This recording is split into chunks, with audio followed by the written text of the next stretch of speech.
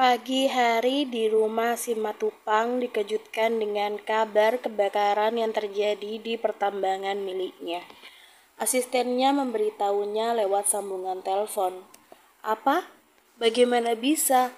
Pakik Roy shock mendengar kabar dari asistennya.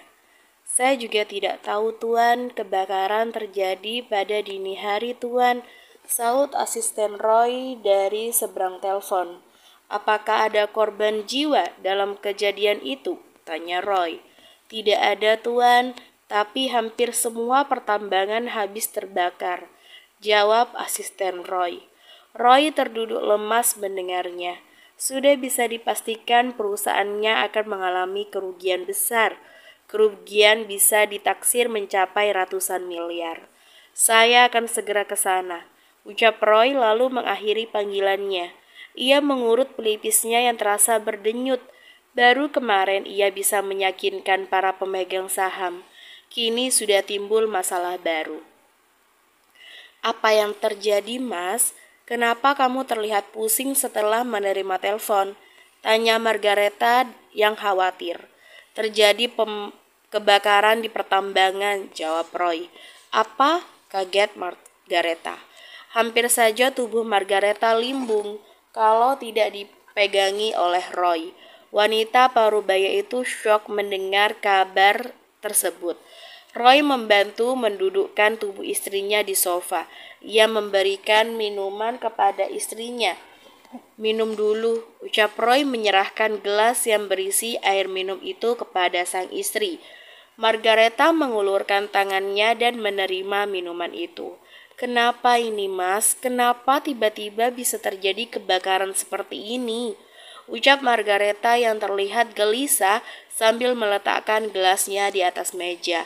Aku belum tahu, aku akan terbang ke sana sekarang juga, saut Roy. Margareta mengangguk setuju. Dia bergegas ke kamarnya menyiapkan semua keperluan suaminya. Setelah selesai, Margareta menarik kopernya turun ke bawah untuk menemui suaminya. Ini kopernya, aku sudah memasukkan semua keperluanmu ke dalam koper, ucap Margareta. Terima kasih, aku berangkat sekarang, ucap Roy dan mencium kening istrinya. Aku akan mengantarmu sampai depan, ucap Margareta dan diangguki oleh Roy. Mereka berdua berjalan secara beriringan. Margareta merangkul lengan suaminya hingga ke depan. Kabari aku kalau sudah sampai, ucap Margareta.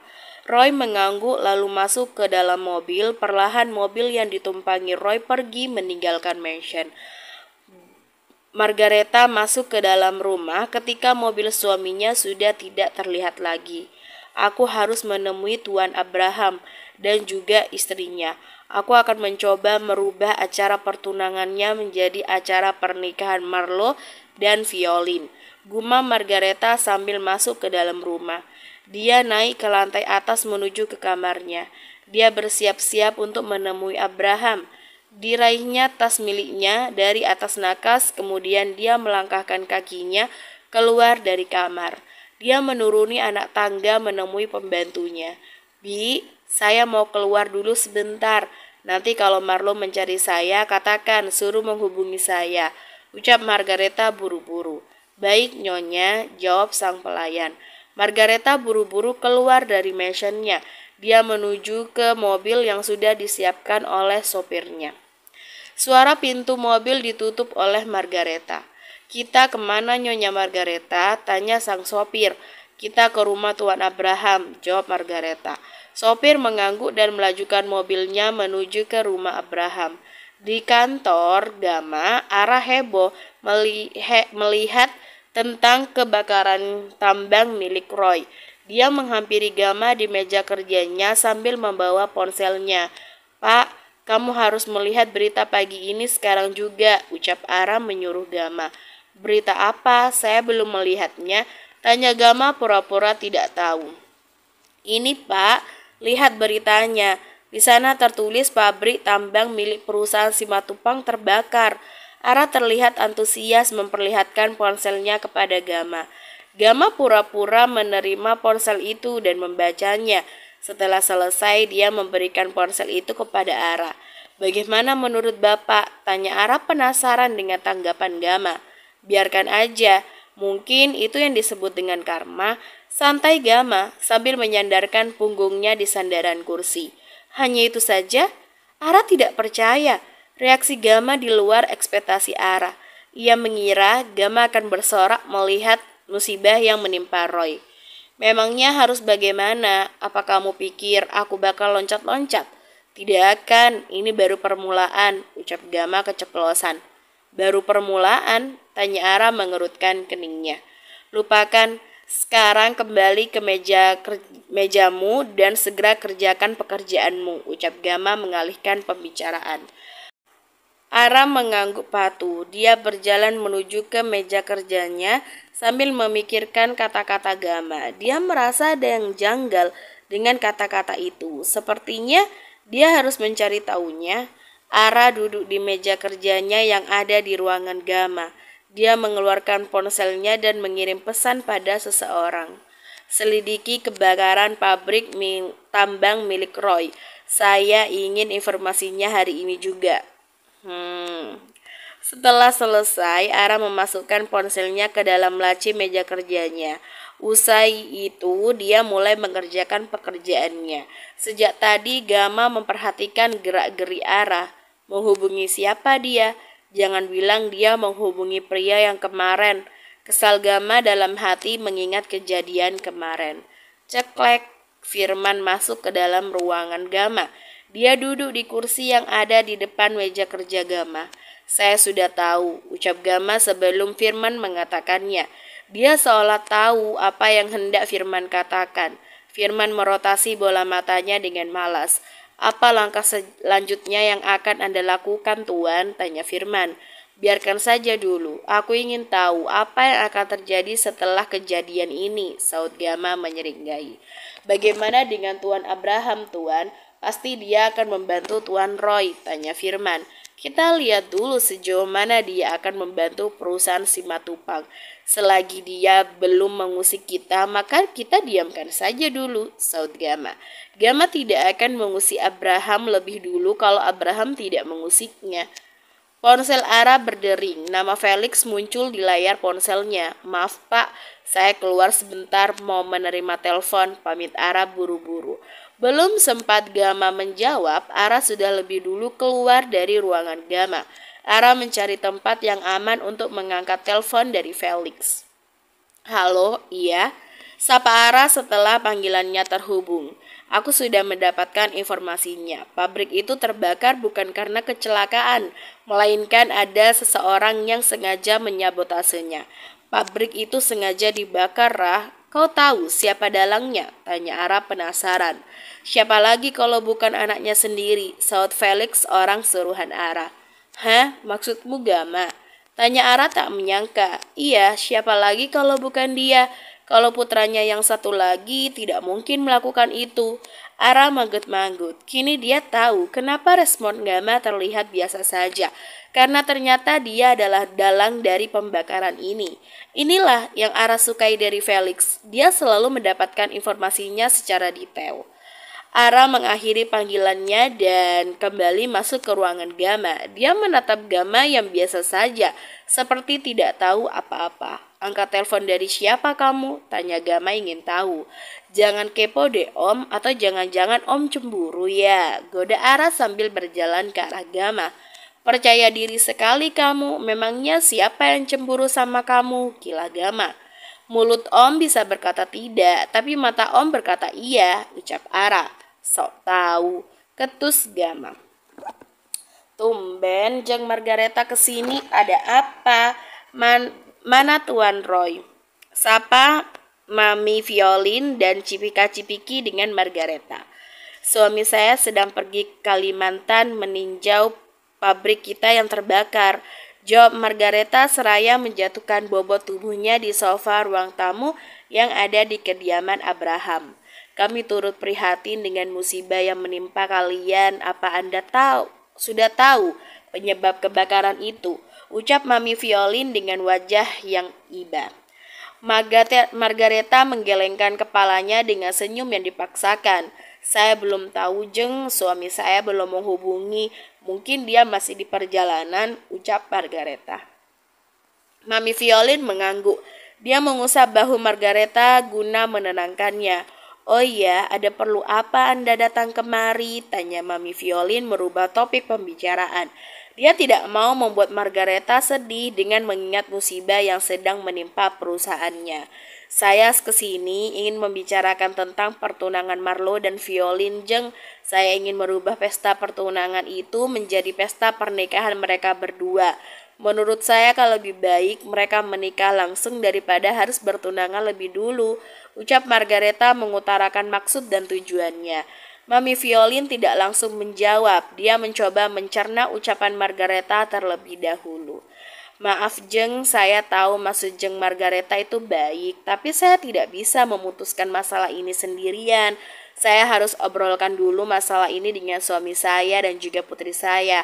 Saya harus meminta persetujuan dari mereka berdua. Karena ini menyangkut masa depan putri sematawayang saya, ucap Mami Violin lembut agar tidak menyinggung perasaan Margareta. Saya tahu Jeng, nanti Anda bisa tanyakan dulu masalah ini kepada mereka. Saya harap mereka setuju dengan usul saya, ucap Margareta. Mami Violin hanya mengangguk kecil. Sebenarnya dia merasa aneh dengan keinginan Margareta. Pertunangan mereka sudah akan dia langsungkan 3 hari lagi. Tapi kenapa tiba-tiba dia ingin mengubahnya menjadi pesta pernikahan? Tak lama datanglah Violin ikut bergabung bersama mereka. Sebelum duduk, Violin menyalami Margareta terlebih dahulu. Anti kapan datang? Tanya Violin, lalu duduk di samping maminya. Sudah dari tadi, kamu apa kabar? Tanya Margareta yang tersenyum penuh lembut. Violin baik Anti, jawab Violin. Bagaimana hubunganmu dengan Marlo sayang? Jawab Margareta ingin tahu. Violin tidak tahu Anti, sampai sekarang Marlo belum pernah menghubungi Violin. Dia juga tidak pernah ajak Violin jalan, jawab Violin berdesah pelan. Margareta terdiam sambil mengumpati putranya. Dasar anak itu, pasti dia sibuk dengan pacarnya yang miskin itu, ucapnya dalam hati. Mungkin dia sedang sibuk sayang, makanya dia belum sempat menghubungimu. Margareta beralasan dia tidak mungkin mengatakan yang sebenarnya kalau putranya sibuk dengan kekasihnya. Violin tak lagi menyauti ucapan Margareta, dia cuma berbahasa basi. Dia tidak bersungguh-sungguh ingin kencan dengan Marlo. Begini nak Violin, kedatangan Anti ke sini ingin meminta persetujuanmu. Bagaimana kalau pesta pertunangan kalian diubah menjadi pesta pernikahan kalian berdua? Tanya Margareta langsung kepada calon menantunya.